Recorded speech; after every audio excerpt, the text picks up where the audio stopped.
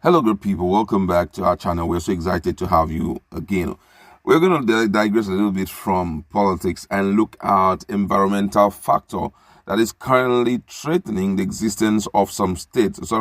Some cities right now. Now, on July 16, it wasn't a funny one for those who are residing in Lagos because the flood was just something unthinkable. Those whose DPC is at, let me say, 4 coaches from the ground. They suffered a great deal, and it wasn't funny because we saw cases of some of the cars being swept by flood. Some of them were filled with water, and right now there is a strong prediction that is being, sent out concerning the city of Lagos. But somehow it can be prevented if the government hearkens speedily to some of the advice that have been given. And we are going to look at what is that doomsday prediction for Lagos, But before we do that, if you don't subscribe, just hit the red subscribe button and also the bell icon so that you can get notification anytime we publish our videos. All right, according to the news, the Nigerian Hydrological Services Agency, NIHSA, has warned that the flood recorded in many parts of Lagos on Friday, July 16, may be far less than what residents of the commercial city will experience in September.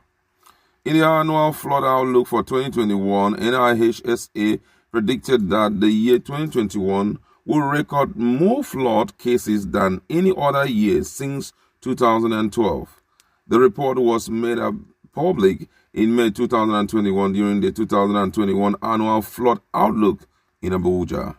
Following Friday's flooding, NIHSA asked Lagos State residents to brace for severe flooding in September, the peak of the rainy season, by taking all necessary measures now to mitigate the devastating effects. The peak, according to him, he said the peak of the rainy season in Lagos is projected to be in September and has always been in that month. So, what was experienced across the state on Friday night be far less severe than what will happen during the peak of the rain. The agency also stated that no new holding dam has been constructed across the river Niger in Nigeria, and the cost of the L00ms Dam in Cameroon to mitigate the impact of the flood arising from the possible opening of the dam. Cameroon has advised Nigeria to build holding dams across River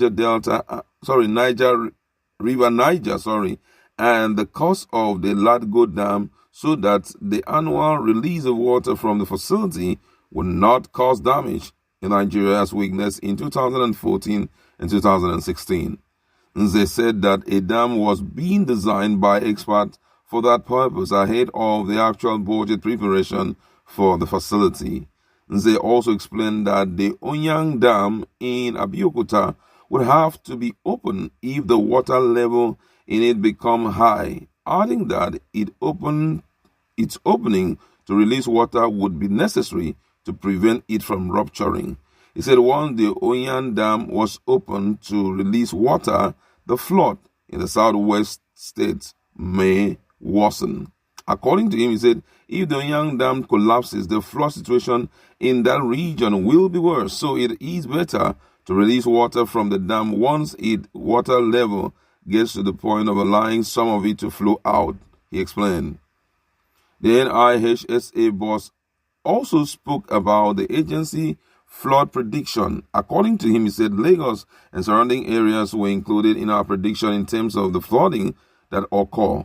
Also, Lagos is one of the 10 mega cities globally, and there are 6 cities that are singing and might sing or disappear in 50 years based on meteorology. Lagos is one of them. In fact, one of my cousins sent me a voice note in 2019 after reading one of my posts telling me that they told her in school in Germany that Lagos State would disappear by singing in the next 50 years. Wow, this is one of the issues that should be handled speedily. I've always been saying it that Though we are more interested in some things, for example, doing rail to Niger Republic and all of it, it's really uncalled for because they are pressing need that can mess up this country if it's not attended to. Now, this issue of flooding has been there for many years, and we know the impact of rain last year, what it caused. In the just this last Friday, July 16, it was terrible.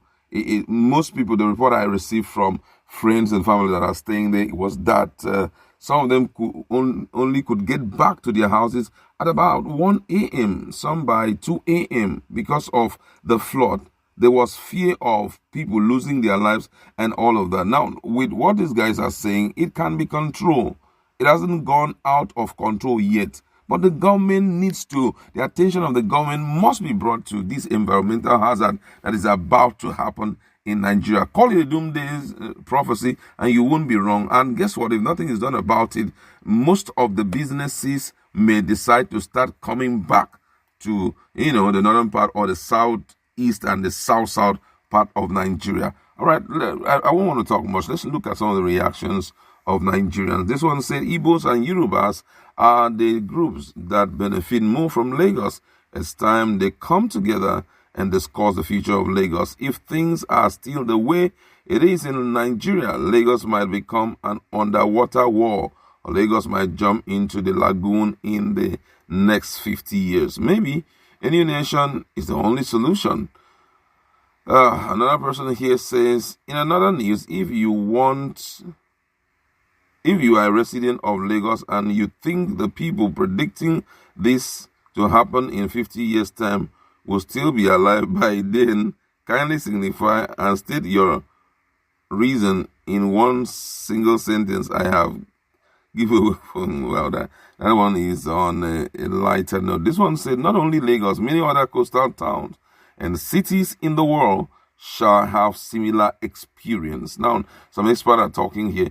This one here say, for better, for worse, we developers are not going anywhere. If Lagos sing, we sing with it. It's not funny. It's something that everyone, environmental department in Nigeria, Ministry of Environment, needs to look at this critically and put pressure on the government to do the needful. We've buried enough money in Nigeria, and I think that these are some of the key issues that should be speedily resolved so that tomorrow we won't wake up to realizing that all our investment in Nigeria is gone down the drain.